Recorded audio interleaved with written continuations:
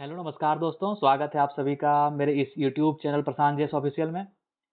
जैसा कि आप सभी जानते हैं कि हम लोग 14th जेपीएससी का जो लैंग्वेज पर खोटा है उसकी कक्षाएं हम लोग स्टार्ट कर दिए हैं बहुत पहले ही। तो इस क्रम में हम लोग 33 लेक्चर्स को देख लिए हैं और हमारा खोटा का खंड पार्ट 1 जो है खंड क वो पूरा का पूरा कंप्लीट हो चुका है। अब खंड 2 मतलब पार्ट 2 पे आ चुके हैं, जो कि ज़्यादा बड़ा है नहीं, ज़्यादा चीज़ें इसमें पढ़नी है नहीं। 10 से 15 लेक्चर इसमें मैक्सिमम आएगा और ये चीज़ें आपकी ख़त्म हो जाएंगी। तो ये चीज़ें मैं क्या करूँगा कि इस वीक तक मैं सारा अपलोड कर दूंगा लेक्चर, जिससे आपको रिविज़न करने में, याद करने में आसानी हो और खोटा के लेवल पे आप संतुष्ट हो सकें कि आपका खोटा का पेपर पूरा कंप्लीट हो चुका है, कहीं और आपको भटकने की ज़रूरत ना पड़े। ये चीज़ मैं सारा चीज़ का ध्यान रख रहा हूँ। और जैसे ही ये सारा लेक्चर्स कंप्लीट होता है, आप लोग रिवीजन कर लेते हैं, उसके बाद मैं क्या करूँगा कि सेक्शनल क्वेश्चन पेपर सेट करूँगा कोटा का, सेक्शनल टेस्ट लूँगा आपका, इसके साथ ही फुल लेंथ टेस्ट लूँगा, जेपीएससी का जो पीवाईक्यू है उसका टेस्ट लूँगा। ठीक है, तो आपको ये मान के चलना है कि खोटा आपका लगभग कंप्लीट हो जाएगा और अपने एंड से मेहनत करिएगा तो 100% कंप्लीट हो जाएगा। जो बच्चे नए हैं और उनको मेरे टेलीग्राम ग्रुप से जुड़ना है, जहाँ पे मैं सारा पीडीएफ वगैरह अपलोड करता हूँ, आपको क्या करना है, आपको जो स्कैनर दिख रहा है स्क्रीन पे उसको स्कैन करना है और मेरे टेलीग्राम ग्रुप पे जुड़ जाना है। ठीक है, और टेलीग्राम ग्रुप का नाम क्या है, मेरा नाम है @JPC रैंक 71 प्रशांत राज 05। ठीक है, ये लिख करके भी आप मेरे टेलीग्राम ग्रुप से जुड़ सकते हैं। ठीक है, जैसा कि आप सभी जानते हैं कि हम लोग क्या करते हैं, मेरा एकमात्र ये है कि सिलेबस को लेके चलना है। पढ़ाई करनी है, सिलेबस के साथ करनी है। सिलेबस ना हो आपके पास, पढ़ाई ना ही करें। ठीक है, तो सिलेबस का प्रिंट आउट निकलवा लीजिए या सिलेबस को देखते रहिए फ़ोन पे। जैसे आप अपने आप को खुद को ट्रैक करते रहे कि आपकी तैयारी कहाँ तक पहुँच चुकी है। और जेपीएससी या सिविल सर्विसेज जैसे एग्जामिनेशन में सिलेबस की महत्वपूर्ण भूमिका होती है। ठीक है, तो हम लोग देखते चलते हैं क्या क्या चीज़ें हमारी कंप्लीट हो चुकी हैं। खोटा भाषा पूरा ये खत्म हो चुका है हमारा, खंड 1 तो पूरा हो ही चुका है। अब एक बार देखते चलते हैं। खोटा लोक साहित्य हो चुका है पूरा हमारा, खोटा शिष्य साहित्य भी पूरा हो चुका है, जो कि बहुत लेंदी था, बहुत बड़ा भी था ये चीज़ें। हम लोग खोटा साहित्य और साहित्यकार इस पे आ गए हैं, खंड 2। खोटा साहित्य के विकास पुराने भारतीय साहित्य का प्रभाव, ये बाद में देख लेंगे। इंपॉर्टेंट ये है हमारा, इससे क्वेश्चन बहुत कम आते हैं इस पोर्शन से, लेकिन इस पोर्शन से क्वेश्चन आने की संभावना हमेशा रहती है। 2-3 क्वेश्चन तो मान के चलिए, 3 क्वेश्चन तो आएगा ही आएगा। 30 मार्क्स का क्वेश्चन तो आना है इससे, आपका इससे जो मैं पढ़ाऊँगा अगले 2-3 दिनों में। ठीक है, तो चलिए आज का डिस्कशन हम लोग स्टार्ट करते हैं। ठीक है, तो आज हम लोग डिस्कस करने वाले हैं श्रीनिवास पांडु जी के बारे में। ये साहित्यकार हैं, बहुत ही अच्छे साहित्यकार, खोटा के पुरोधा माने जाते हैं। चलिए इनके बारे में देखते हैं और क्या क्या चीज़ें आप लोग को याद रखना है एक साहित्यकार के बारे में, वो सारी चीज़ें देखते चलेंगे। और उसको क्या करना है, आपको नोट्स बना लेना है अपने एंड से, उसको रट लेना है, लिख लेना है। ठीक है, चलिए स्टार्ट करते हैं।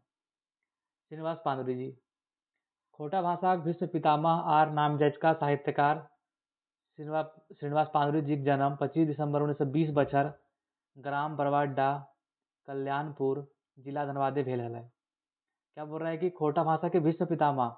एक चीज़ ये भी याद रखो कि श्रीनिवास पांडुरी जी को खोटा भाषा का विश्व पितामह भी कहा जाता है। नामजद का मतलब आपको पता ही है, प्रसिद्ध साहित्यकार। श्रीनिवास पांडुरी जी का जन्म 25 दिसंबर 1920 को, बछर मतलब वर्ष, 1920 वर्ष को ग्राम बरवाडा कल्याणपुर जिला धनबाद में भेल हलय, मतलब जिला धनबाद में हुआ था। फिर से देखते हैं।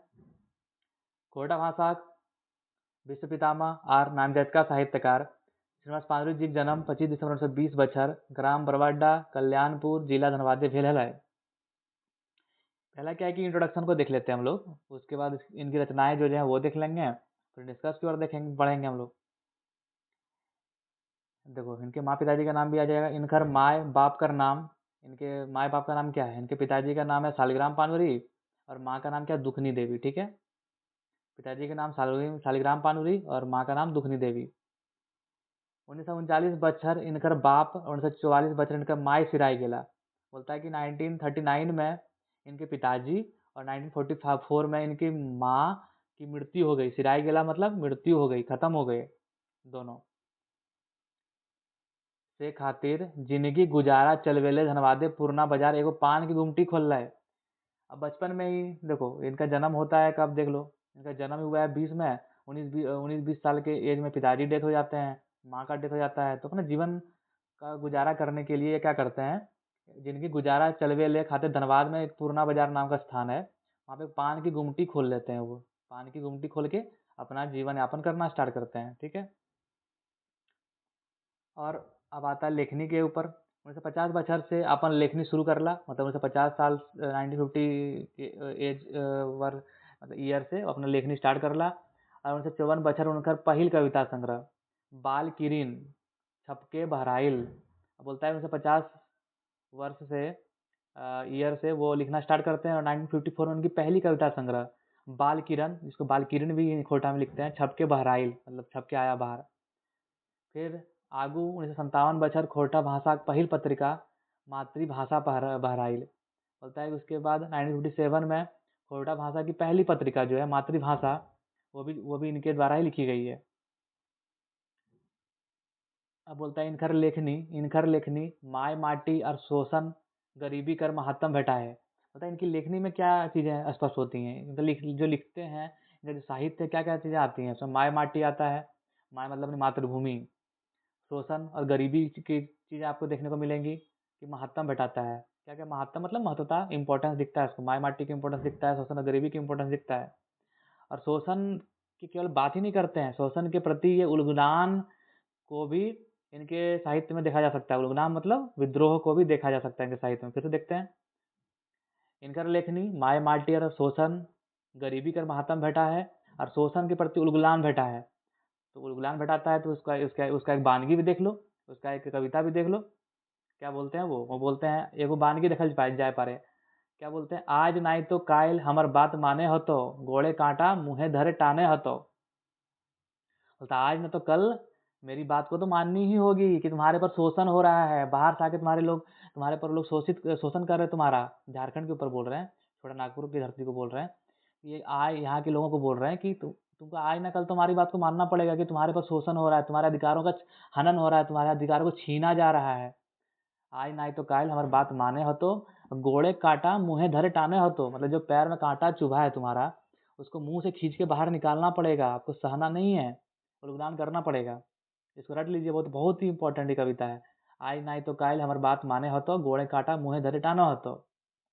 देखो ये चीज़ें लिखोगे ना, साहित्यकार के जब लिखते हो, श्रीनिवास पांडुरंग जी का जब आता है एग्जाम में, और ये चीज़ आप लिख देते हो, तो आपका जो होता है ना आंसर बहुत ही प्रबुद्ध हो जाता है, और आपको ज़्यादा मार्क्स मिलने की संभावना बढ़ जाती है।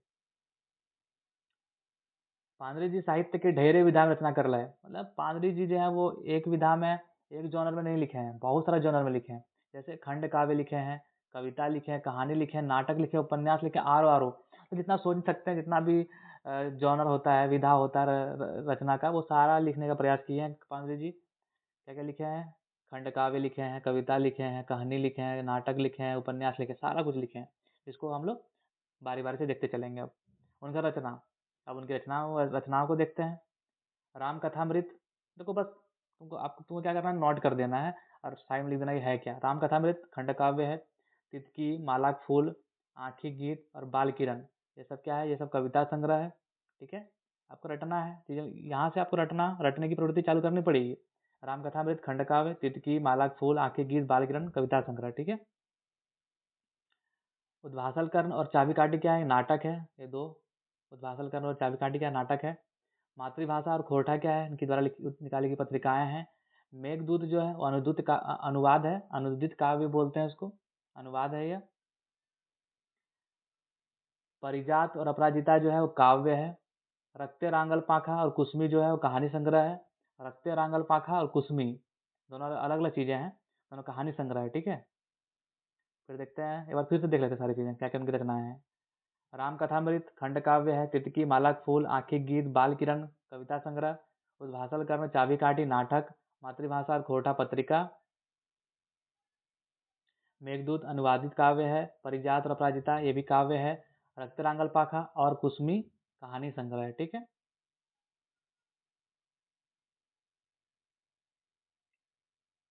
आपन लेखनी 40 बछर में 17 किताब लिखला, मतलब उनका लेखन काल जो है मोटा मोटी 40 साल का माना जाता है। ठीक है, तो 40 साल में 17 किताब लिख दिए हैं।